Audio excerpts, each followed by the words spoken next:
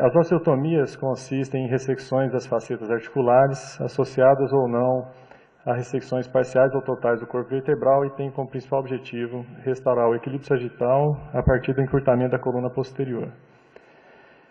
Como o Dr. Andrei falou, boa parte dos trabalhos sobre o desequilíbrio, eles tratam de deformidade do adulto.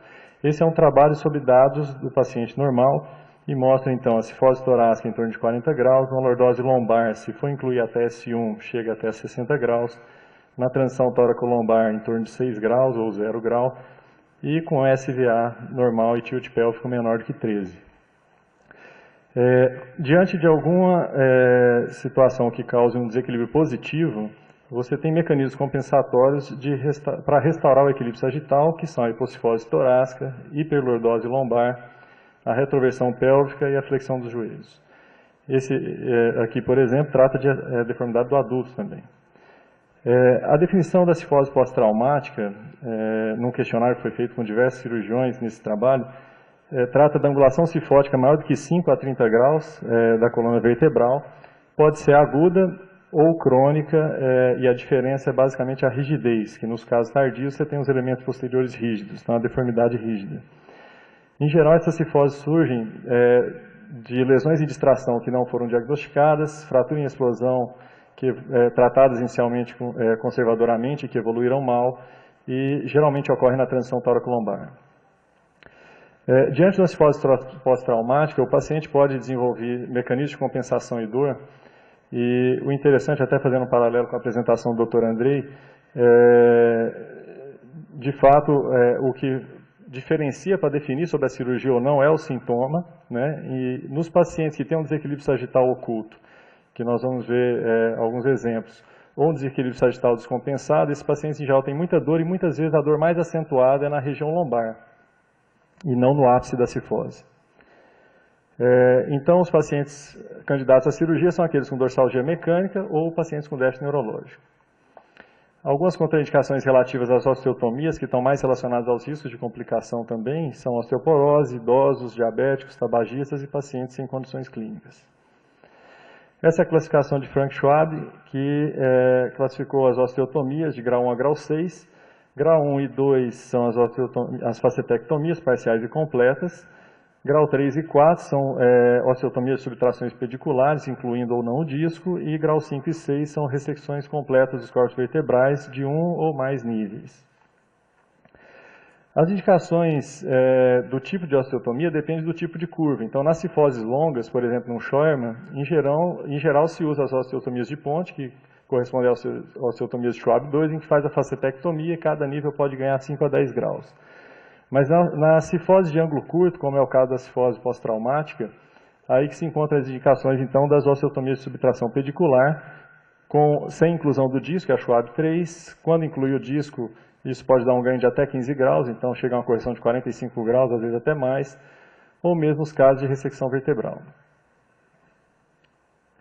Então, a gente vai demonstrar alguns casos para exemplificar essas osteotomias. Então, esse paciente, 42 anos, queda de altura, intacto neurologicamente, com a dor lombar mecânica refratária. Então, observa-se aí um ângulo de cobre na transição de 45 graus. Embora seja a tomografia e não raio-x, observa-se uma hipocifose torácica e verifica-se que já tem uma subluxação. Então, foi optado por fazer uma osteotomia de Schwab 3, uma PSO.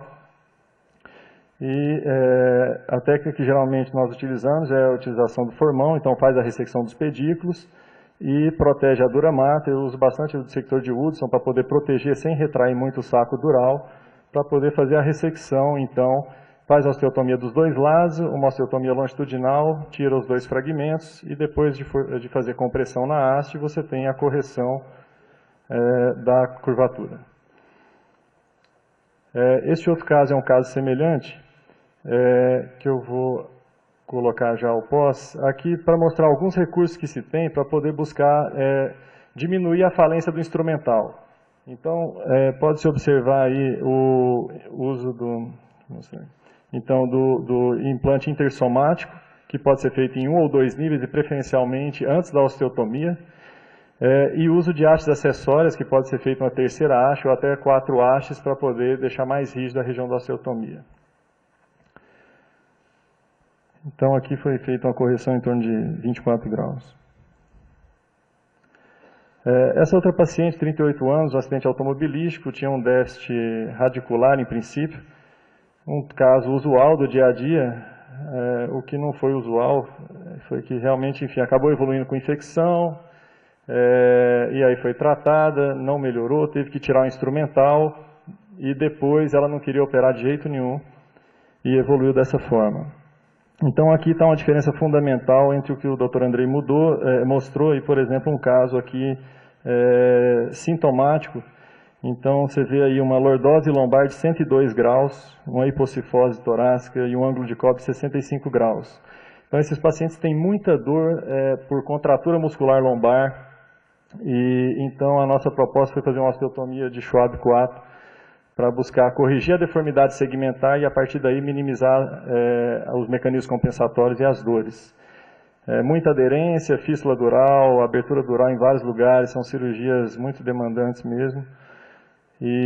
Mas felizmente um resultado satisfatório, então baixou de uma lordose lombar de 102 graus para uma lordose de 76 e uma correção de 40 graus. Geralmente esses pacientes não têm equilíbrio sagital positivo, então muitas vezes eles conseguem, principalmente quando jovens, que é a maioria dos pacientes de trauma, eles conseguem compensar com hiperlordose lombar e hipocifose torácica e raramente vai ter um SVA positivo. Então essa é a paciente que, enfim, depois de 4, 6 meses e muita torcida, né, o paciente, então os pós-operatórios são sofridos para o paciente, muitas vezes para a gente que acompanha isso. Então, essa paciente ela teve dor neuropática, teve um pé caído, foi recuperando, mas no fim das contas ela ficou feliz. Assim, a recuperação, a correção da curvatura, isso dá um ganho, uma qualidade de vida muito grande. E embora a gente vai ver mais a seguir, tem muita alteração sensitiva, às vezes algumas paresias transitórias, a maioria dos casos, felizmente, esses déficits são transitórios. Essa paciente, 62 anos, uma dorsalgia intensa, uma fratura com split coronal, que é um fator de mau prognóstico para tratamento conservador, ela acabou evoluindo com a hipercifose, muita dor lombar.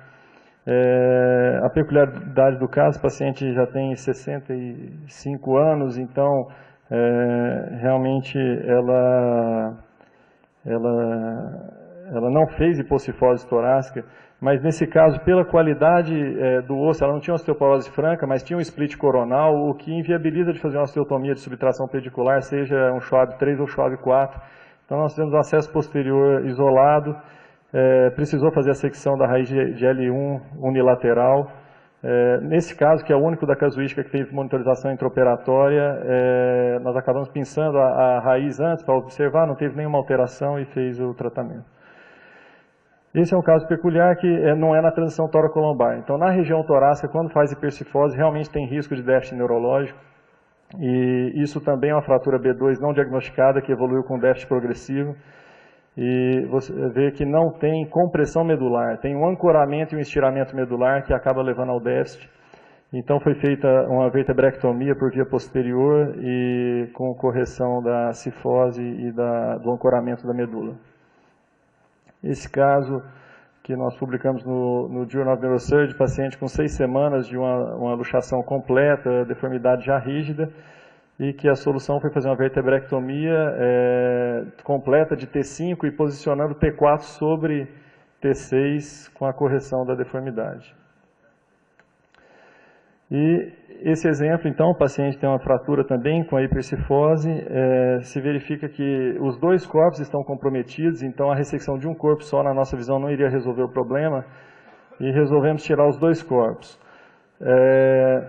A questão é que a cirurgia é muito cruenta, secção, às vezes, nesse caso foram 4 raízes torácicas, infecção superficial, pós-operatório conturbado. Então, são cirurgias que são muitas vezes sofridas para o paciente e para a gente. Então, precisa estar bem consciente da indicação, porque realmente não são fáceis e muitas vezes são traumáticas para o paciente e para o médico. Então, as complicações, observe aqui esse estudo, que é basicamente de deformidade do adulto, sangramento maior do que 4 litros em osteotomia de subtração pedicular em 25% dos pacientes. Infecção profunda 7,6%, lesão motor em 12,1%, chega até 30% em outros estudos, a maioria sendo transitória. Reoperação 20%, e as osteotomias torácicas em geral complicam mais, sangram mais, dão mais déficit e observe aqui, sangramento médio é a metade da volemia do paciente. Fatores de risco, idade maior de 60 anos, 2 osteotomias, osteotomia torácica, e quando sangra muito, complica tudo, mais infecção e mais problemas.